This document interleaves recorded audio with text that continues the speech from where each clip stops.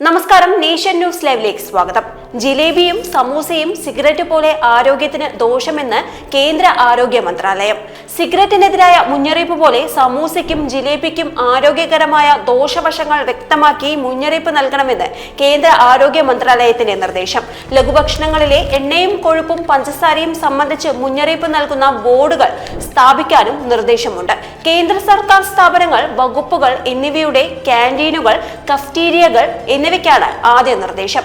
എന്നാൽ ഇത് നിരോധനമല്ലെന്ന് ആരോഗ്യ മന്ത്രാലയം വ്യക്തമാക്കി.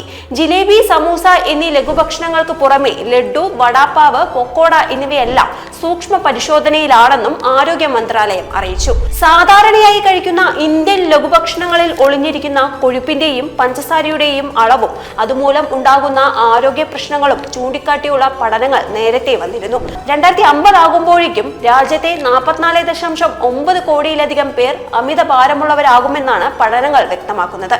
നഗരപ്രദേശങ്ങളിലെ മുതിർന്നവരിൽ ഏകദേശം 5-ൽ ഒരാൾക്ക് അമിത ഭാരമുണ്ടാകുമെന്നും കണക്കുകൾ പറയുന്നു. കുട്ടികളുടെ തെറ്റായ ഭക്ഷണക്രമവും വ്യായാമമില്ലായ്മയും മൂലം കുട്ടികളിൽ പൊണ്ണത്തടി വർദ്ധിക്കുന്നത് ആശങ്ക സൃഷ്ടിക്കുന്നുണ്ട്.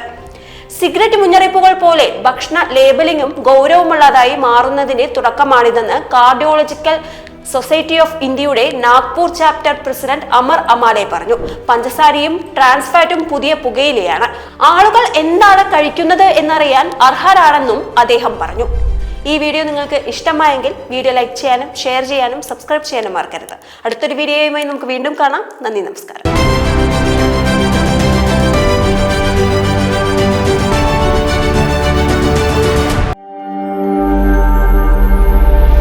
നാഷൻ ന്യൂസ് ലൈവ്, സത്യം, ചരിത്രം, വർത്തമാനം.